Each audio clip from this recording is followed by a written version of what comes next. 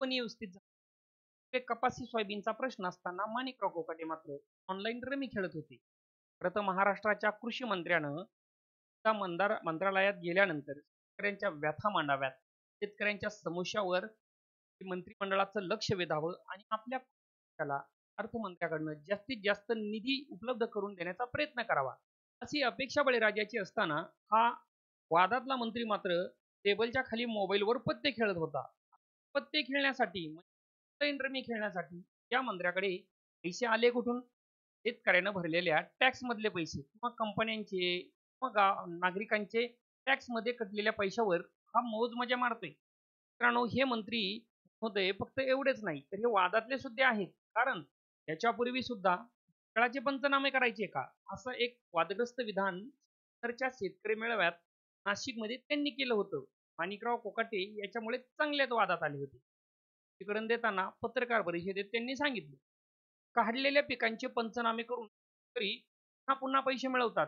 यावर विरोधकांनी मोठ्या प्रमाणात माणिकराव कोकाटेंवर टीका केली होती आणि शेतकऱ्यांना चोर ठरवणारं त्यांचं षडयंत्र हाणून पाडलं होतं. एवढंच नाही मित्रांनो, तर कृषी खातं मिळाल्यानंतर देवेंद्र फडणवीस मंडळात मला हलकं खातं मिळालंय. तर पाहिलं तर महाराष्ट्र हा कृषी प्रधान असणारं एक राज्य आहे. कारण भारत देशच कृषी प्रधान.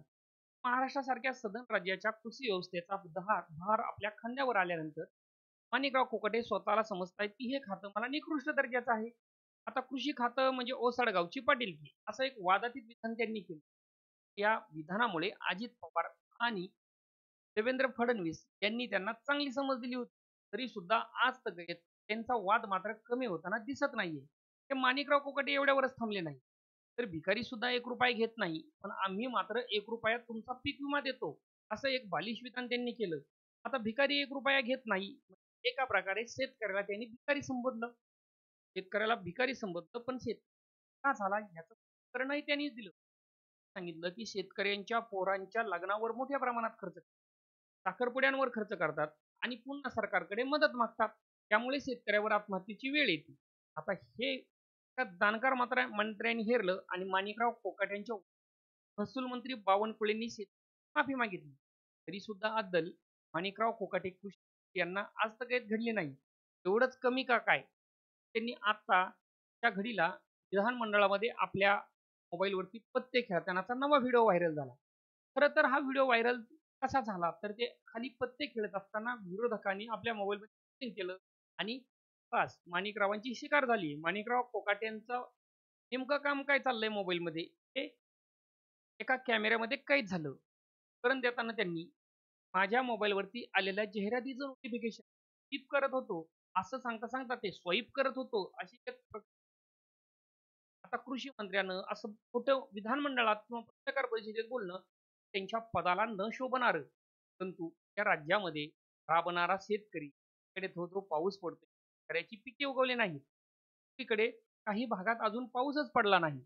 आपल्या काळ्या मातीमध्ये आपल्या घामाच्या धारा पावसाबरोबर फिरून त्याचा सुगंध पीक रूपाने येऊन तो बाजार समित्यामध्ये किंवा मार्केटमध्ये 4 पैसे आपल्या घरात येतील. ते आपल्या पोराबाळांचा अभिवृद्धी होईल. अशा बाळगून बसलेला बळीराजा आता मात्र हतबल दिसू लागलाय. कारण हेच वादातीत फुलात वावरणारे मंत्री शेतकऱ्यांच्या व्यथा त्यांना माहीत नाहीयेत. त्या अंगातला कोट आणि त्या पायातला बूट शेतकऱ्याच्या घामातनं येतोय, जाणीव मात्र मंत्री महोदयांनी ठेवलीच नाही. मित्रांनो, एवढंच काय की काय? आता खरं पाहिलं तर सगळ्याच उद्योगांचा जो कच्चा माल आहे तो शेतीमधून तयार होतो. शेतीमधल्या मालावरच प्रक्रिया उद्योग चालत असतात. इंडस्ट्रियल सुद्धा शेतीवरच अवलंबून असते. त्या मोठ्या खात्याचा भार असताना माणिकरावांना याची जाणीव ठेवली नाही. आता शेतकरी हे हा काय खूप मोठा धनदांडगा नसतो. त्या माझ्या पोराचं भविष्य माझ्यासारखं असं पावसावर अवलंबून नसावं, तर माझ्या पोराच्या शिक्षणासाठी मला काही करता येईल का? असं हतबल अवस्थेमध्ये शेतकरी त्या पोराच्या समोर उभा राहून सांगत, आज ना उद्या सरकार मायबाप जनता मला काहीतरी मदत देईल, सरकार काहीतरी चांगले निर्णय घेईल आणि मग आपण काहीतरी करू, असं ठरवत असतो. टेबलच्या खाली ऑनलाईन जर रमी खेळू लागला, तर सरकारच्या दारी शेतकऱ्यांच्या व्यथा मांडायच्या कोणी? अंबादास दानवेंनी या प्रकरणावर माणिकराव कोकाटेंवर टीका केली. आता माणिकराव कोकाटे पुढच्या काळात काय भूमिका घेत आहेत? देवेंद्र फडणवीस त्यांचा राजीनामा घेत आहेत. विरोधक हा मुद्दा तापवत आहेत. हे पाहणं औत्सुक्याचं ठरेल. अजूनही आपण अशा नवीन माहितीसाठी आपल्या चॅनलला लाईक केलं नसेल, लाईक करा, सबस्क्राईब करा. धन्यवाद.